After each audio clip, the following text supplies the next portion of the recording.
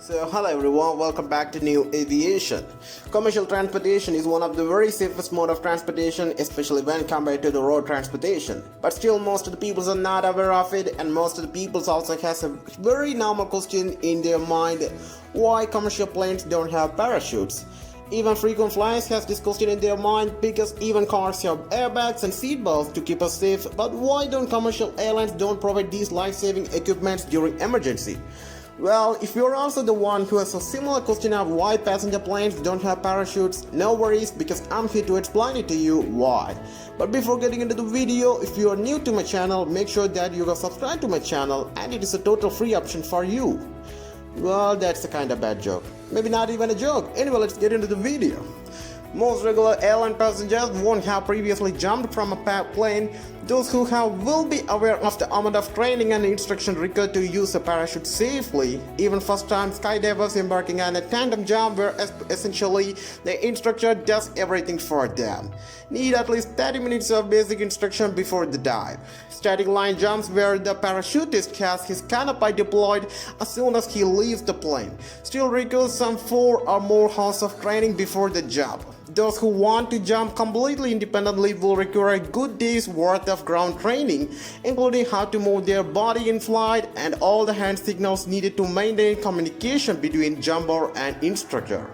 Even if you were the world's most experienced skydiver already, which most of us aren't, there are some other inherent problems with jumping from a commercial plane. The first and most obvious problem is the sheer number of people on a commercial plane. To have all 200 plus passengers strapping into parachutes and proceeding to the few exit doors to make a jump would likely see the majority run out of time before the plane hits the ground. When groups of people skydive for fun, successive groups need to leave a reasonable distance between themselves and the previous group of jumpers. This is usually targeted at a minimum of 500 feet, meaning several seconds are required between groups making the jump. As such, even if everyone were kitted up when they boarded the plane, there just wouldn't be enough time for everyone to get out of the door. Factor in the likely panic that would ensue when an emergency situation is encountered, and you can see that this is not a feasible solution. Commercial aircraft cruise at around 35,000 feet, skydivers jump at no higher than 15,000 feet.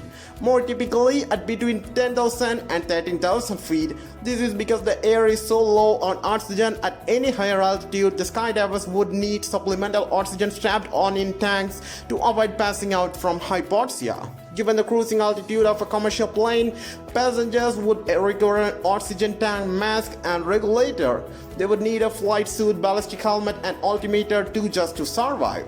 The alternative is that they would pass out from hypoxia and hope they wake up in time to deploy the parachute.